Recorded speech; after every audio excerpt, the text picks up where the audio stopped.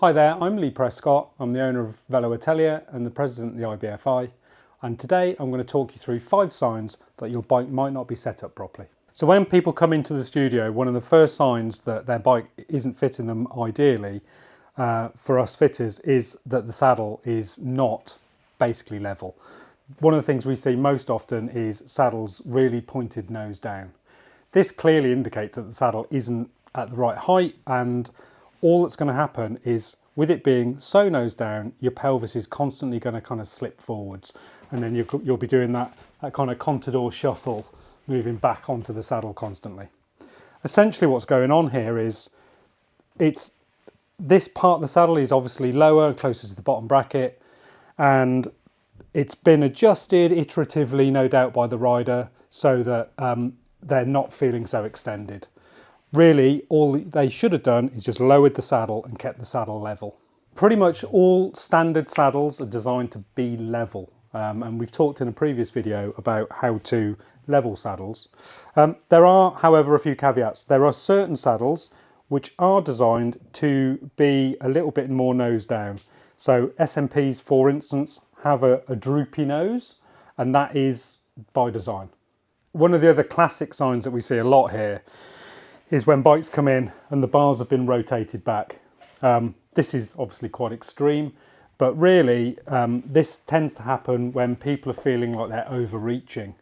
That can be caused by various things. The bike may be too long, the stem might be too long, or you may not be quite stable in the saddle, and hence you're not able to activate all of your kind of diaphragm and core muscles to hold you up. So you'll end up reaching for the bars. That's typically why iteratively people move these up. What you really should be looking to is for the hoods and the top of the bar to be forming a nice platform for your hands.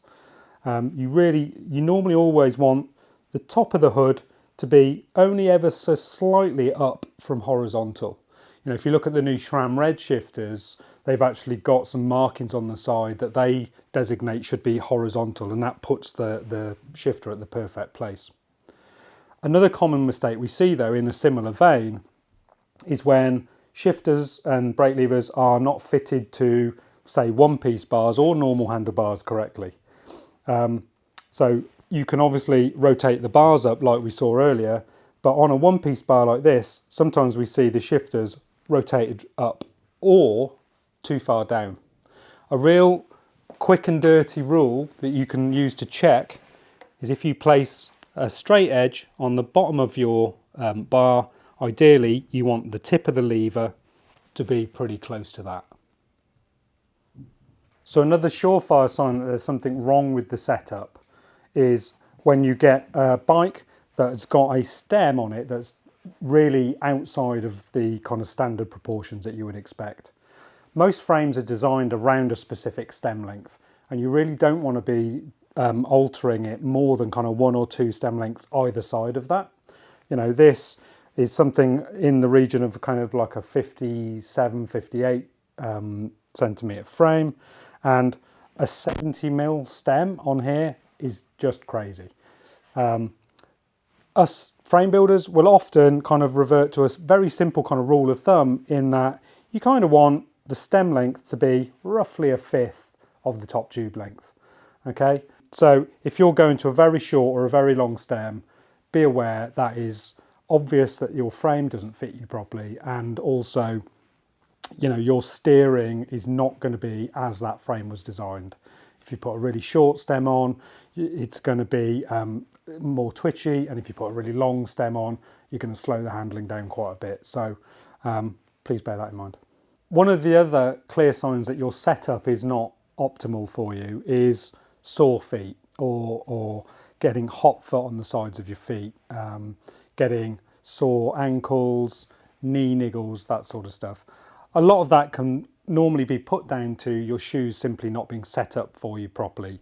The biggest issues we see on a really regular basis is shoes that are too small for the rider, not the right shape for their foot shape, or not having arch support. And I know we've talked about this in previous videos, but it's a real fundamental. You know, this is one of your contact points.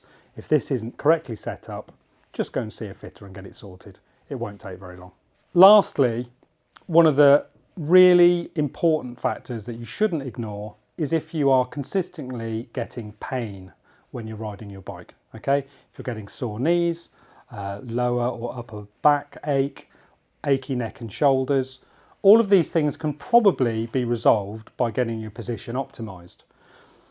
If you leave these alone, they could turn into repetitive injuries, and most good qualified bike fitters will be able to resolve these problems for you relatively quickly. Also yourself iteratively can probably resolve these things by just changing one thing at a time slowly and finding what works best for you. If you want to do that, feel free. However, if you visit a bike fitter, you can just get it sorted very quickly, and then you won't be ruining lots of rides trying to figure out what's wrong. Cyclists are sometimes pretty special, and there's a little bit of a almost macho element to pain and suffering, and if you're in pain regularly when you're riding your bike, it shouldn't be ignored. It's not normal. You don't have to be in pain. Okay, a good optimized bike fit setup is something that will allow you to recruit your muscles properly, be efficient, but also comfortable. If you're not comfortable and stable on the bike, you won't perform well. Okay, so if you're suffering consistently with any aches and pains, sore knees, sore ankles, back ache, neck and shoulder pain, all of those things are relatively simple for a good qualified fitter to resolve. Okay, so feel free to try and resolve these issues yourself iteratively, over multiple rides, moving one thing at a time, testing and evaluating. You probably iteratively will get there in the end. However, if you go and see a fitter, they can just resolve it for you in one go, and that way you're not going to ruin loads of rides trying to get your position resolved.